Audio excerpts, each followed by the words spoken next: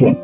مثلا يفترض أن مرجعا ما يريد أن يوسع مرجعيته ويتخلص من معارضيه. من قال هو سيد محمد الصدر لعله فلان ما إذا سمى اسمه، ربما مرجع آخر تخلص منهم لأجل شنو؟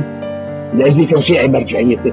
لماذا يتعين أن سيد محمد الصدر يريد أن يوسع مرجعيته بهذا الترتيب؟ ربما مرجع آخر يريد أن يوسع مرجعيته، ونحن نعلم هذه المقدمة ينبغي أخذها بنظر الاعتبار، وهو أن العلاقة بين الشيخ الغروي وما بين ذاك الاتجاه الذي يمثله المحقق الخوئي والسيد السيستاني علاقة تباين وعداوة منذ حوالي 25 إلى 30 سنة، وإلى حين مقتل الشيخ الغروي رحمه الله عليه. يعني قد يكون من المناسب أنه يراد التخلص منه لأجل رفع بعض الموانع عن انتشار مرجعية الجماعة الذي يؤمنون بها.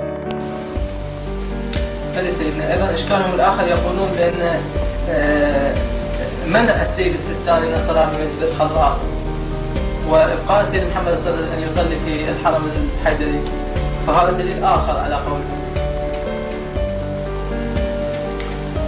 حبيبي أنا قلت في جوابي طبعا، وإن كان بيان على كل حال أقول مختصر مفيد، أنهم يعلمون أن من يعارضونه يصعد اجتماعيا ويحسن ظن الناس به، ومن يوافقونه ويظهرون مدحه ويعني لا أقل غض النظر عنه ينزل اجتماعيا ويشارك وينبه، وهذا تخطيط موجود دائما.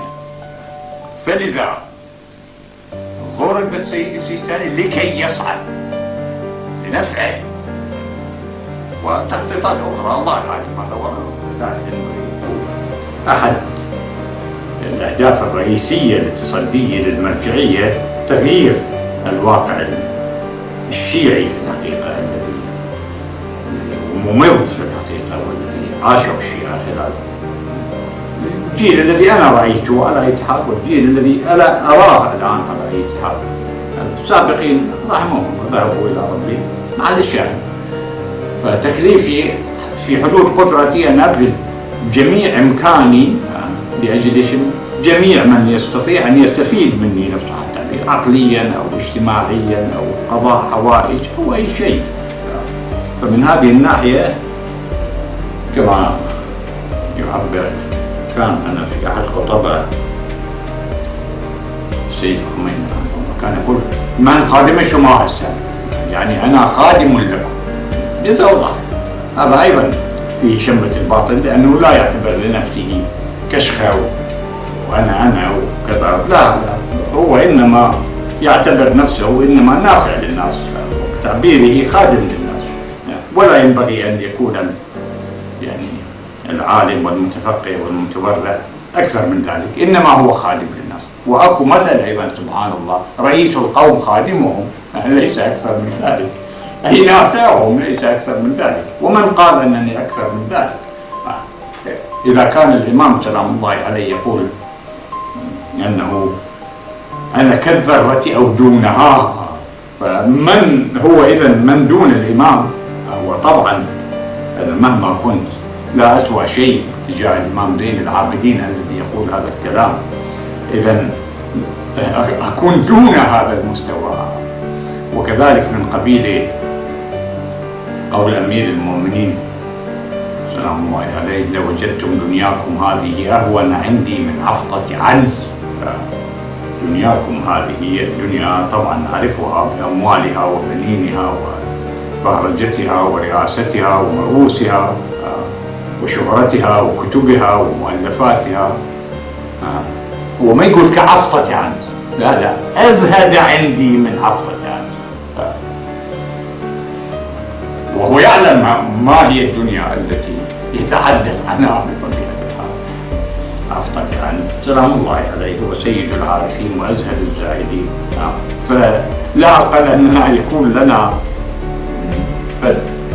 يعني شرارة بسيطة، أو لا أقول أنه ضوء شمعة تجاه هذا السراج الضخم في قلوبنا، أنه نعتبر ونهتدي بكلامه سلام الله عليه. وفي الحقيقة الشيء الذي توجده التربية الحوزوية ليس يعني لو الإنسان دخل إلى الحوزة ورآها حق رؤيتها لرآها شنو؟ أنها ليست على ما يرام. أكبر شيء وأهم شيء هو الأنانية التي تتربى مع تربي العلم. الإنسان يرتقي علميا في الحوزة أو قل عقليا في الحوزة، ويرتقي نفسيا وأنانيا أيضا في الحوزة. وهذا هو الشيء الباطل الرئيسي الذي يمنع الفرد مهما كانت درجته الحوزوية عن التقدم دنيويا وإلهيا أو دنيويا وأخرويا. أما الله تعالى فلا يدخل كما في بعض النصوص لا يدخل متكبر في عالم الملكوت، وكذلك لا ينفع دنيويا لأنه كل الأشياء من قبيل يقول لك مثلا إنا أنزلناه في ليلة القدر كما لا يقضي حاجات المحتاجين، ومن مستعد أن يركض لرفع اضطرار المضطرين بطبيعة الحال.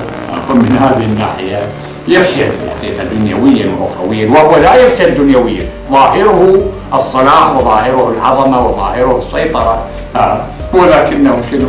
ولكنه نتائجه وخيمة بطبيعة الحال. وهذا أيضا من جملة التطويرات التي أنا يعني متوخي لها وماشي من أجلها.